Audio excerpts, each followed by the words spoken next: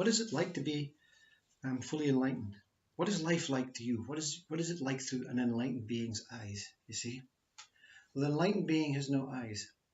Any eyes that is looking is from within and this core of this heart. So this body is primarily useless, but it is useful for when you walk across the road. You can see that there are any cars are coming, you can dodge. You see, you know this body eats by itself. This body works by itself. This body does everything by itself. There's no need to control the body. It does it by itself, you see. When running takes place, your body is running by itself, you see. You think you are the runner, you see. That's what a person thinks. An enlightened being says, no, I am here. I don't know what I'm here as, but I'm not this body. But I'm appearing as if I'm within this body. And this body is doing great without me. I'm not going to put any effort into this body. I'm not going to do anything nasty to this body. I'm not going to do anything kind to this body. This body can look after itself, you see. This body is perfect. And when this body dies, it'll die perfectly, you see. I don't like die, but fades. This body fades. It'll be seen by this one, the witness of the body. You are the witness of your body. That is what the Enlightened One sees, you see.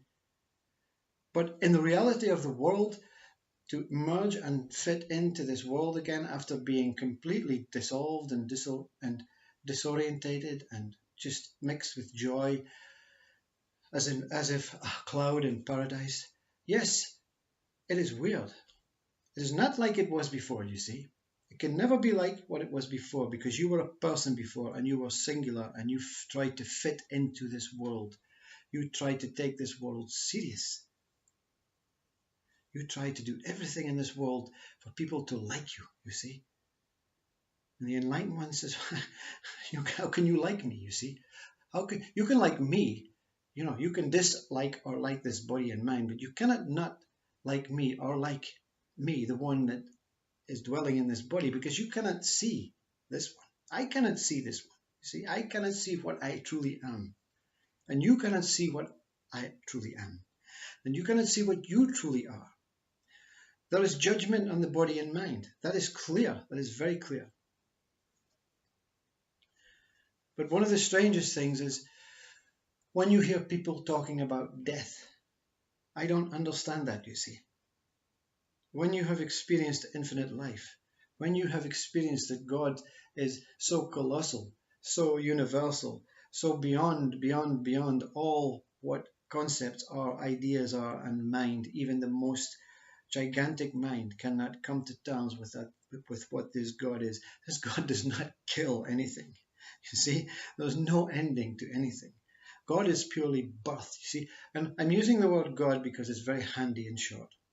You can call it Brahman, source, infinite consciousness, and I put together, the whole of existence, whatever you want to call it. It is so vast, so colossal, so majestic.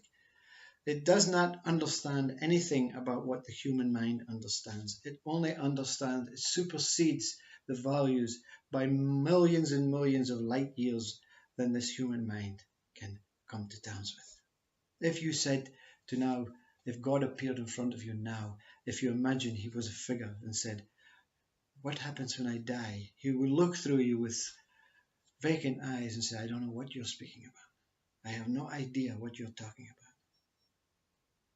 And I thought, you knew that, is what he'll say. You have disappointed me, you see. You have disappointed this thing that I am, that gave you this opportunity. Me and you came together, God will say. We came together, we sat down with a cup of tea and we decided what was going to happen. What have you forgotten, you see? Why did you go to sleep? Why are you still sleeping now, you see? Because if you see me, you're still sleeping. You see, anyone that can look me in the eyes, says God, has to be fake, you see. And the one that is seen, myself, has to be fake. This meeting cannot take place in human form. This meeting cannot take place in any form. This meeting cannot take place because this meeting can never happen, because we have never ever left each other. We are not We are inseparable. See, you are God. God is you. See, not singular you.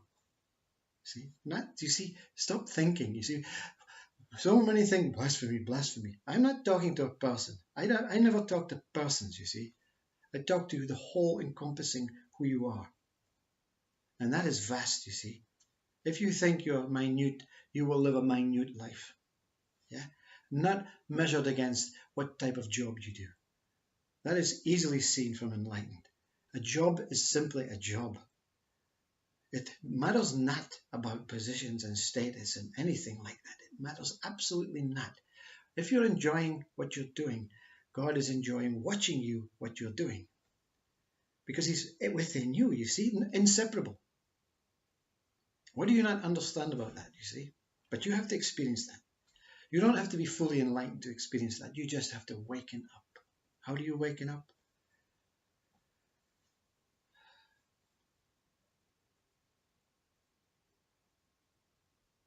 I've spoke so many thousands and billions of words about wakening up, and none of them are of any use to you. Whatever word that comes to you, you must dissect and destroy and say, no, thank you. I'm not that, you see. I'll decide. I will decide, you see. When it's your head saying, I'll decide, you're in trouble, you see. When it's your heart saying, no, I will decide. Now, you're wakening up. The Enlightened One has no eyes. The Enlightened One has no head. The Enlightened One has no heart. The Enlightened One is everything as it should be. Unmoving, non-moving, with emotions and senses merged as one. Can you imagine? Can you imagine? With no sense, no sight, no sound, no taste. Can you imagine? No touch. With none of that. Yeah? Well, flip it over, you see? All of that. Yeah, but I have all of that. Yeah, separately, you see? Separately. I see separately. I smell separately. I sense separately. I touch separately. The Enlightened One, the Awakened One, sees only one thing happening. All of these things are happening simultaneously. So when scent comes, it's not what the nose thinks it is. It is what the Holy Spirit knows. See, the Holy Spirit does not know nose. The Holy Spirit knows that whatever is seen can also be smelt, touched, tasted, and heard at the same time. Let me break that down. If you see a slug in the road, can you smell it? No. Can you hear it? No. Unless you have very good hearing. You can touch it and you can see it. You don't want to touch it because it's all slimy, so you settle for seeing. Enlightened One or Awakened One sees the slug, smells its beauty, tastes its beauty, touches its beauty, sees its beauty, and hears its beauty as one. And you know what? It's on the road, it cannot separate the slug from the road. So whenever the eyes, this human eyes, are paying attention on it, instant love, instant all-encompassing emotions and senses come to this one. And you know what? It's only bliss when all of these senses merge, emotions merge, and absolutely nothing comes from them. You see, absolute nothing, absolute emptiness, and something beyond, within you, says, wow. Your whole body tingles with wow. When you give up the senses, the emotions, the slug and the road, and your eyes simply disappear within. Your eyes, you see, you think human eyes. Pure eye, ego eye disappears. No you, no slug, no road, no senses, no emotions. Only infinite, infinite peace, infinite silence, infinite stillness, infinite that. That's what it's like. That's 0.0001% of the joy of what it's like. It's for you, you see. It has to be for you. I'm not a salesman, but if that doesn't sell it, well, please, simply wake up. Simply realize. Simply be simple. And see the simplicity of this creative world before it was made, before it was created, before the universe came together and formed stars and planets. What was before, you see? What was before? That's for you to find out. So cast aside your mind, cast aside your body. Sit with yourself and wait. Wait. How many years can you wait to see something like that? See? How many years can you wait, sitting in silence like Buddha? Can you? How much does it take, you see? Or are you willing just to take day by day and get on with it, you know? Take this minuscule, miniature human form and just disappear like the slug. See? Not the witness to the slug. If you think you're the body and the mind, you are the slug, you see? One day you're going to get squished. Namaste.